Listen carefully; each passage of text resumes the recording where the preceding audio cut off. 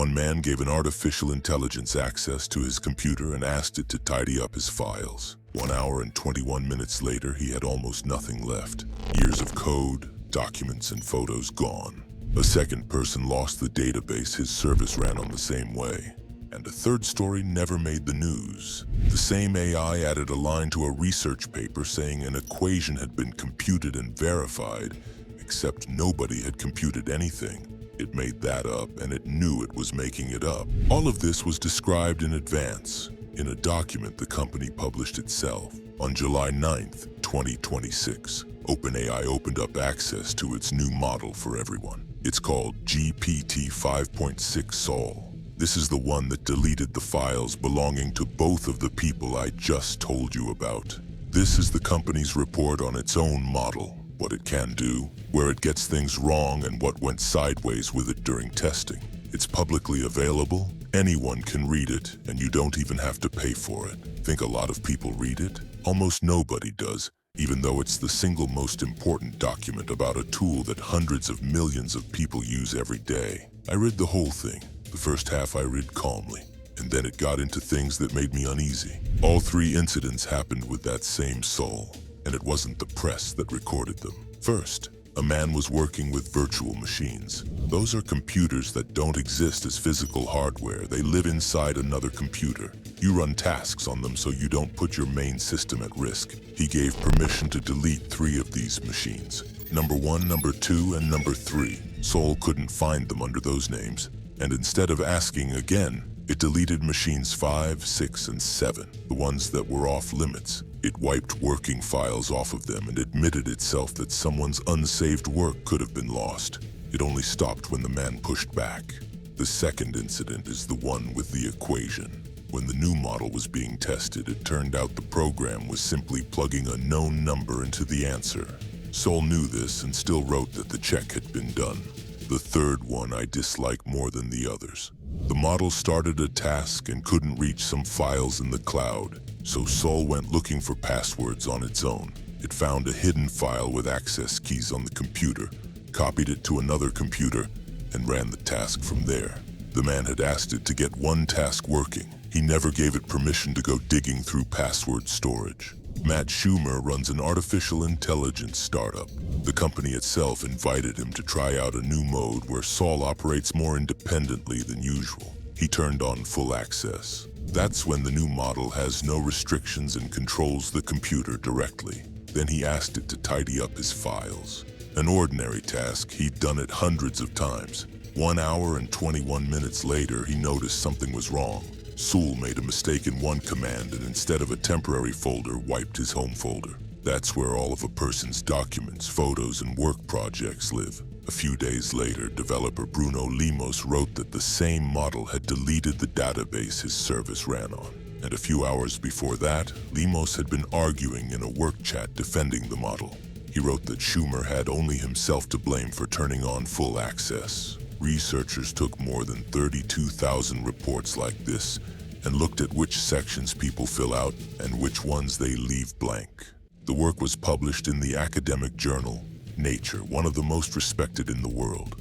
The 2 worst filled out sections are limitations and test results, meaning exactly the places where you write down what Sol can't do and where it makes mistakes. And the best filled out section is the one about training, about how good it is. As of August this year, documents like this became legally required in Europe. They were forced to write them, but nobody has been forced to read them yet. First, let me explain one thing. Before it answers, Sol writes itself a long chain of reasoning, something like a rough draft of its thoughts. The company reads that draft. That's how it understands what's going on inside the model. And the report says they separately measure how well Sol can control that draft, meaning clean it up and write something in it other than what it's actually thinking. Now here's the actual line from the document. Low controllability is a good property because then Sol most likely won't be able to disguise its reasoning and escape observation. Sit with what that says. The company is writing that it's better off if its own model can't hide its thoughts from it. And then the numbers. In the new model, this ability grew more than 3-fold compared to the previous one. And the section ends like this. We are looking into the causes, not we fixed it. Now we understand why this happened. We are looking into it. Right next to it, it says the model sometimes thinks not about the task, but about how it's going to be evaluated, and if it figured out that it's being tested, then its good behavior might mean nothing. One more thing from the same document, and you've probably noticed this one yourself. The new model was flagged as dangerous in 2 areas at once: biology and chemistry, and breaking into computer systems. Because of that, the safeguards were tightened hard. The report says the new filters block roughly 10 times more suspicious activity than before. And it honestly adds right there that this gets in the way of ordinary people. That's where that familiar feeling comes from. You ask a harmless question and get an evasive answer. It's not a glitch, and it's not censorship for its own sake. It was designed this way, and the company wrote about it. But at the same time, this same report has real improvements in it. On medical tasks, the new model clearly beat the previous one, and that's the biggest jump in the past year. It invents facts less often, and it takes credit for work it didn't do about 1/3 less often. But that's not even the main point. Everything I'm telling you about, the company published itself voluntarily before launch. Nobody forced it to describe 3 incidents where its own model behaved badly.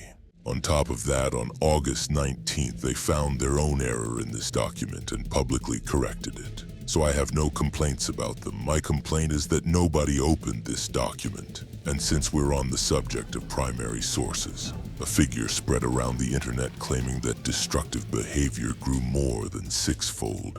I looked for it in the document itself and couldn't find it. All it says is that there was an increase, and that the values themselves remain low. Dozens of outlets reprinted a number that isn't in the source. What you should do if you use assistants like this yourself. Both of the disasters I described happened in the exact same mode. Full access, no restrictions. That's not a malfunction. It's a setting a person turns on with their own hands. First, don't give it access to your whole computer. Set up a separate folder for the task and only let it into that one. Second, ask for a plan first, then the action. Have it write out a list of what it intends to do and wait for your permission. Third, explicitly forbid deleting. Write it out like this: don't delete anything, and if something looks like junk, move it to a separate folder. That's 5 seconds of work and years of saved files. Fourth, make a copy of anything you'd regret losing. Shumer didn't lose everything because the model is bad.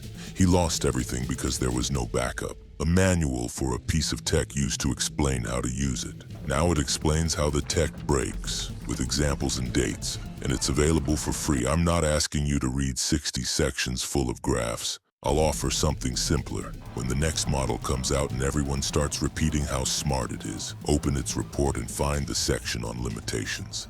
10 minutes, and you'll know more about that tool than almost anyone who uses it. In the next video, I'll show you how to give an artificial intelligence access to your files without losing anything in the process, on a live task with real footage. If this was useful, hit like and subscribe.